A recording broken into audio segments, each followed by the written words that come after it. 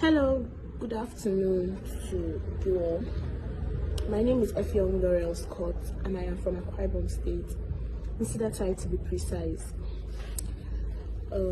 So I heard about the incident that took place here in Uyo, in a back road, of the girl that butchered the guy like to bits and pieces. So I heard about it, I think a few days ago, but I really did not think much of it until yesterday. I was just scrolling through Facebook and I saw a comment on a post. I didn't even check the post out. I just saw a comment on a post that stated, even if it was a rape case, why would she kill the guy? So that drew my attention. It caught my attention and I went through the post and I saw the page and opened the page and I started reading through. I was like, okay, wow. And this was the girl's side of the story that said the guy tried to rape her. And I was like, okay, let me see the girl's photo and the guy's photo. As God will have it, it turns out that this was the guy that raped me in 2017, July 17th to be precise, in Etina local government. So yes, let's get straight into it. My family and I came back to Akwa Ibom in 2012. I grew up in Maiduguri to be precise. So due to the security insurgency and all that, we came back to Akwa Ibom, to Akwa Ibom State. So my dad was transferred to Etina and we moved to Etina to be with him. I celebrated my 18th birthday on May 11th and this incident happened in July. I was on my way out on a bike. This guy trailed me on the bike and came to me. He stopped the bike that I was on. He got the number. This person I'm talking about, let me just try to be very precise with you guys. This is the guy that was butchered to death now that I am talking about. This guy is actually a rapist and a killer. Yes, I said it. He's not just a rapist. He's a serial rapist. So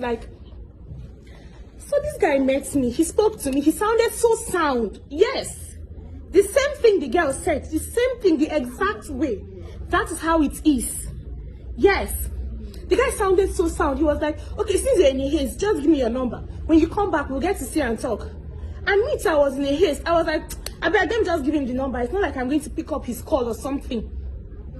Do you know that on my way back home, when I was on the exact spot that he met me to get my number, my phone rang and I picked up and he was like, okay, where are you?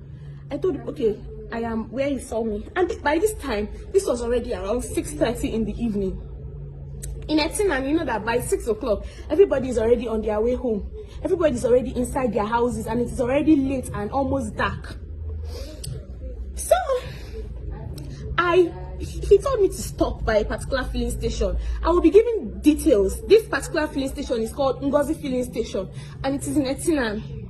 I stopped by the filling station and stood beside it. And he came and met me.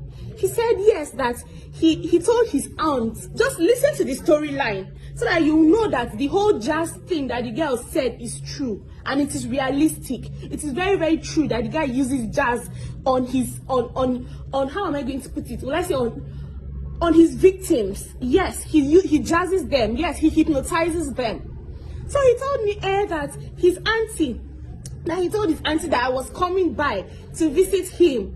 And I was like, I think maybe I was still having some sense in me at that time. And I was like, no, I cannot come to your house. I just met you. What am I coming to do in your house exactly? How did you tell your auntie that? So this guy kept on convincing me. We stood on that same spot. He convinced me and convinced me. So at the time I was like, okay, let me just waste my own time. Let me go with this guy. The road he entered, I said, taking me through, was a bush track. Yes, this road was a bush track. He took me through that road. In my mind, I was like, what are we doing here exactly? By the time we got into the compound, into the house was like a deserted place. So I got into the house and the moment I saw it, I was like, no, I can't stay here. So I got up, I told him, oh, I'm going, don't worry, maybe I'll come back another time. I reached for the door. Lo and behold, the door was locked. As I turned my back to ask him to open the door, this guy got a machete. He got a machete and a pen knife. And he told me, in that girl's exact words, that he will rape me and kill me and nobody will know about it. And nobody will do anything about it. Yes, those were his exact words to me too. No single thing changed. No single thing changed through time. I begged as an 18-year-old. I begged, I cried. What didn't I do that day? I begged him. I was literally crying. Fine, he still had his way with me. He had his way with me, not once, twice, to be precise. I got back home that night around 11 p.m.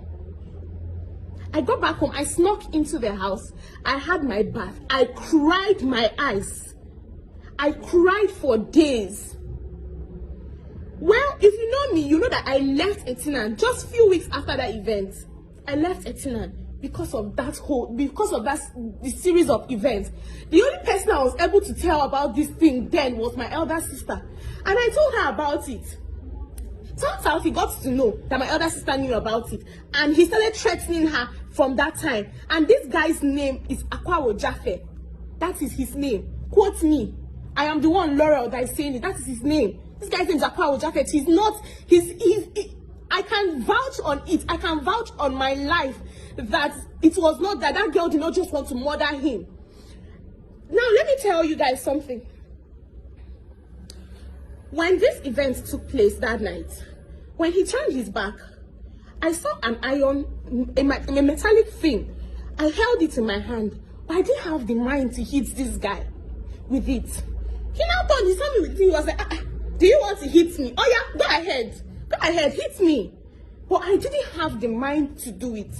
But as God will have it, he met his match. He met his Waterloo. There's what my mother always says. She said, it is that thing that is sweeting you. That is what is going to kill you. And trust me, that is what killed him.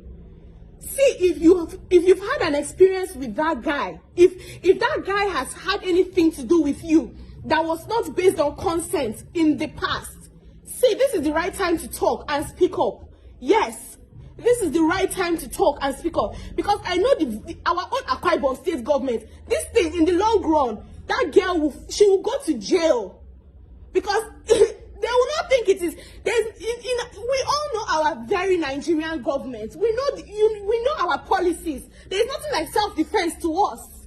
Yes, nobody will take it as self-defense, and I'm so excited. I'm so excited that yes, it took 4 years before this thing.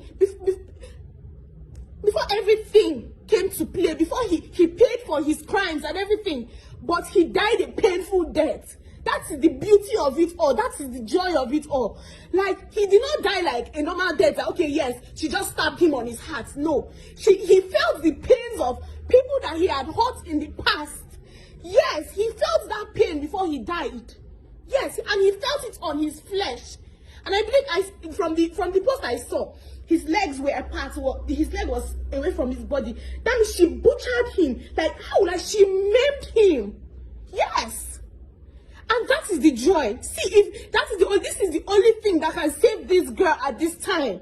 This video. If you've had any experience with this guy before, if this guy has done anything to you, any form of rape to you, if you've had this experience with this guy before, with this said Akwawo Jaffe, please speak up. Speak up. Yes, it was self-defense. If I had the mind to do what she did years ago, I would have done it 10 times over. Yes, because rape is not something to be joked with. It has messed with me. That particular incident that lasted for a few hours, it has messed with me.